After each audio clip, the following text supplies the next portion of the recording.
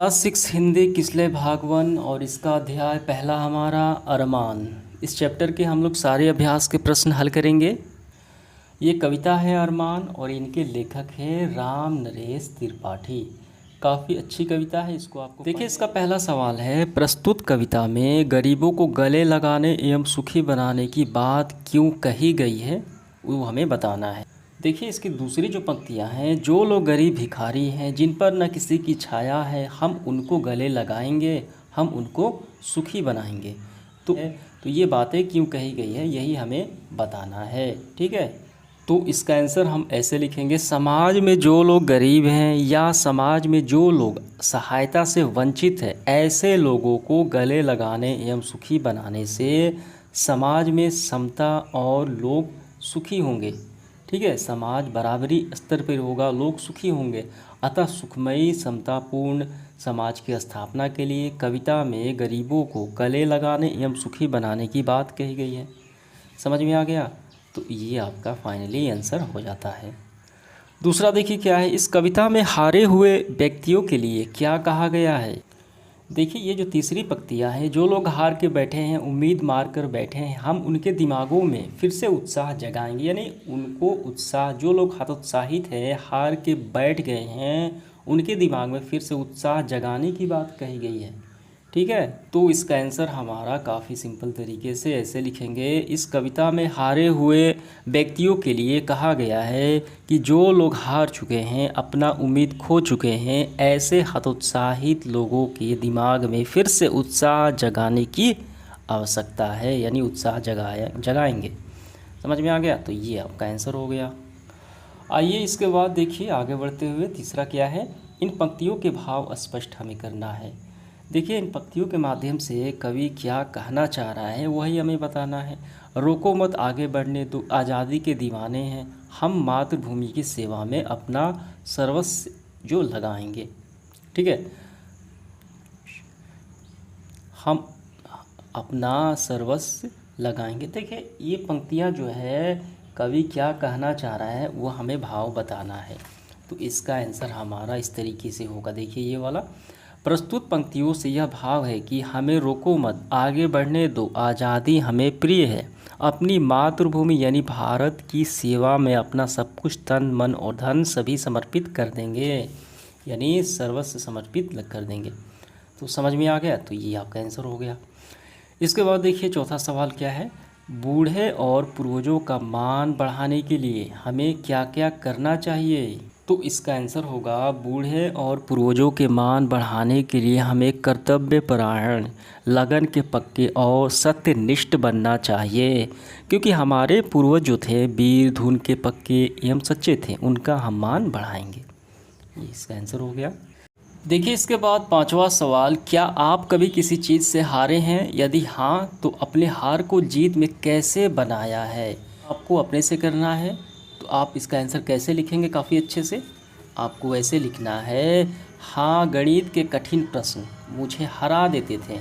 ठीक है, किसी चीज़ से हारे हैं, हरा देते थे, लेकिन मैं अपनी लगन एवं दृढ़ निश्चय होकर अभ्यास एवं निरंतर पढ़ाई से अब मुझे वही गणित के प्रश्न आसान लगने लगे। मैं अपनी हार को जीत में बदल दिया। समझ में आ गया? तो ये इसका आंसर हो गया। फाइनली यही आपको लिखना है। इसके बाद देखिए पाठ से आके, ये परीक्षा के दृष्टिकोण से नहीं है, फिर भी आप इसको हल कर लीजिए। देखिए सबसे इम्पोर्टेंट होता है पाठ से, अब इसके बाद व्याकरण सबसे इम्पोर्टेंट होता है उसके बाद। तो देखिए पाठ से आगे क्या है, इस कविता का कौन सा अंश आपको ज़्यादा झकझोरता है, विवेचना करें। तो हमें सबसे ज़्यादा जो खास लगा वो है, जो लोग गरीब भिखारी हैं, ठीक है, तो उनको गले लगाएंगे, सुखी बनाएंगे। तो इसका आंसर हम कैसे लिखेंगे? तो इसका आंसर हमारा होगा, ऐसे हम लिखेंगे। देखिए इस कविता में वह अंश हमें झकझोरता है जिसमें कवि ने कहा है, जो लोग गरीब भिखारी हैं जिन पर न किसी की छाया है, हमें उनको गले लगाएंगे, हम उनको सुखी बनाएंगे। क्योंकि हमारा समाज जो क्या है, विषमतापूर्ण है, कोई अमीर है कोई गरीब है। ठीक है, एक समान नहीं है। तो समाज में गरीब की सहायता से वंचित हैं, तो उनको हम सहायता प्रदान करेंगे, उनको गले लगाएंगे। तो इससे क्या होगा कि समाज में सुखी होगी, वो समाज अग्रसर होगा, आगे बढ़ेगा। तो यही आपको पूरा आंसर लिख लेने हैं। अब इसके बाद देखिए दूसरा क्या है, आपके भी कुछ शौक़ या अरमान होंगे, उनको पूरा करने के लिए आप क्या करना चाहें। तो इसका आंसर हम लिखेंगे, हाँ हमारे भी शौक़ या अरमान हैं, वो है गरीब अक्षम बच्चों को निःशुल्क शिक्षा देना। इसके लिए पूरा करने के लिए एक अच्छा अध्यापक बन इसे पूरा करेंगे। समझ में आ गया। इसके बाद देखिए तीसरा, जन्मभूमि या मातृभूमि के प्रति कैसा लगाव होना चाहिए। तो इसका आंसर हमारा होगा, जन्मभूमि या मातृभूमि के प्रति लगाव माता जैसा होना चाहिए, जिससे सम्मान रक्षा के लिए अपना तन मन और धन सर्वस्व सभी समर्पित करने का भाव हो। इसके बाद चौथा, यदि आप चाहते हैं कि देश पर आप अभिमान करें, देश आप पर गर्व करे, तो इसके लिए आप क्या काम करना होगा। तो हम इसका लिखेंगे, अपने देश का मान सम्मान बढ़ाने के लिए समाज में गरीब वंचित सुविधाहीन व्यक्तियों के लिए ज़रूरी सहायता प्रदान करूंगा तथा उनके बच्चों को निःशुल्क शिक्षा दूंगा तथा अपनी मातृभूमि की रक्षा के लिए तत्पर रहूंगा। ठीक है, तो इसका आंसर हो गया। अब इसके बाद देखिए व्याकरण है हमारा, रोको मत जाने दो। तो यहाँ पे देखिए इसका मतलब क्या है। देखिए यहाँ पे ये जो कमा है इसे कहा जाता है क्या, इसे कहा जाता है अल्प विराम चिन्ह। कहाँ है, यहाँ पे है, और एक दूसरे में यहाँ पर है, तो दोनों का मतलब बदल गया। देखिए यहाँ पे रो है, काफ़ी अलग हो गया। पहले का अर्थ देखिए क्या है, रोको मत जाने दो, यहाँ ना जाने की बात की गई है, उस किसी को रोकने की बात की गई है, रोको मत जाने दो। ठीक है, और दूसरे में देखिए रोको मत, यानी उसको रोको मत, उसे जाने दो, यहाँ पे जाने देने की बात की गई है। समझ में आ गया। तो इसी तरीके से हमें कुछ अन्य वाक्य बनाना है। तो ये काफ़ी आसान है, हम कैसे बनाएंगे। तो इस तरीके से हम बनाएंगे, सोचो मत काम करो, यानी काम करने की बात कही गई है, सोचो मत काम करो। अब यहाँ पे देखिए सोचो मत काम करो, यहाँ पे काम नहीं करने की बात की गई है लेकिन सोचने की बात की गई है। समझ में आ गया। तो ये आपको लिख लेने हैं। अब इसके बाद देखिए दूसरे में क्या है, अरमान एक नया बन गया। ठीक है, ये प्रत्यय है।